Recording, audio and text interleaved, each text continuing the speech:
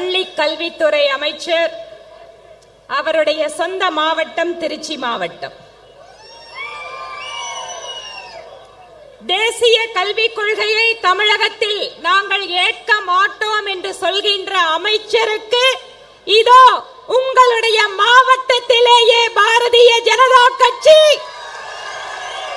எங்கள் ஆதரவை காட்டுகிறோம் என்று இங்கு குழுமி இருக்கக்கூடிய பாரதிய ஜனதா கட்சியினுடைய அத்தனை சொந்தங்களுக்கும், ஒரு குடும்ப தலைவனுடைய வருமானம் என்பது பெரும்பகுதி எங்கே செல்கிறது என்றால் நகர்ப்புற பகுதிகளாக இருந்தால் வீட்டினுடைய வாடகைக்கு செல்கிறது.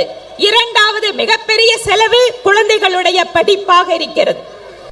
ஒரு காலத்திலே கல்வியினுடைய கட்டமைப்பில் மற்ற மாநிலங்களுக்கெல்லாம் உதாரணமாக இருந்து கொண்டிருக்கக்கூடிய தமிழகத்தில் அரசாங்கத்தின் ரீதியாக அமைந்திருக்கக்கூடிய பள்ளியினுடைய கட்டமைப்பு சிறிது சிறிதாக மாறி இன்று தனியார் பள்ளிக்கூடங்கள் தான் சிறந்த கல்வியை கொடுக்க முடியும் என மக்கள் நம்புகின்ற நிலைக்கு அரசாங்கம் மக்களை தள்ளி இருக்கிறது. இந்த நிலைமையை மாற்ற வேண்டும்.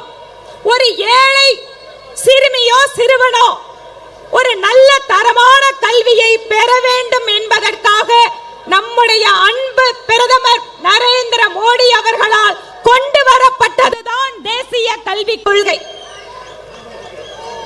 ஏழை எளிய மக்கள், கிராமப்புறத்தில் இருக்கக்கூடிய அந்த பொருளாதாரத்தில் பின்தங்கிய குழந்தைகள் கூட நல்ல தரமான கல்வியை பெற வேண்டும் என்பதற்காக பல்வேறு கருத்துக்களை உள்ளடக்கி கொண்டு வரப்பட்டதுதான் தேசிய கல்விக் கொள்கை.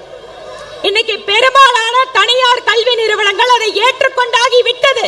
தமிழ்நாட்டில் புதிய கல்விக் கொள்கை, தேசிய கல்விக் கொள்கை எல்லாம் தனியார் கல்வி நிறுவனங்கள் கிட்டத்தட்ட 90% மேல் அமல்படுத்த ஆரம்பித்து விட்டார்கள். இங்க என்ன சிக்கல் வந்திருக்கிறது? திராவிட முன்னேற்ற கழகம் ஒரு மனக்கணக்கை போடுகிறார்கள்.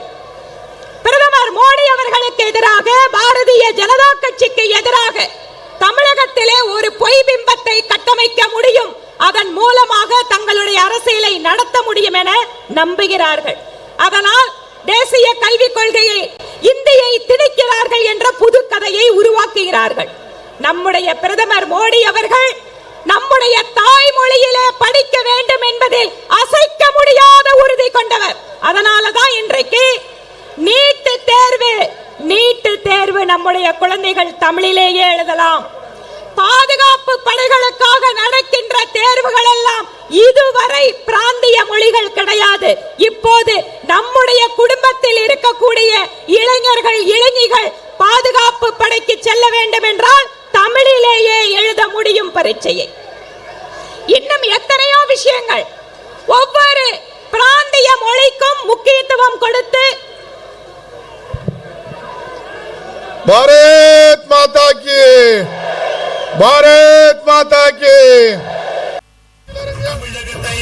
தேசிய நிர்வாகிகள், மாநில நிர்வாகிகள் தவிர யாரும் மேடையில் இருக்கக்கூடாது. தயவு செஞ்சு மேடை விட்டு இறங்க. மேடையில யாரும் இருக்கக்கூடாது, கீழே இறங்கிருங்க. எதிர்பார்க்கப்பட்டவங்க மட்டும் மேடையில் இருக்கணும், மற்றவங்க கீழே இறங்கிடணும்.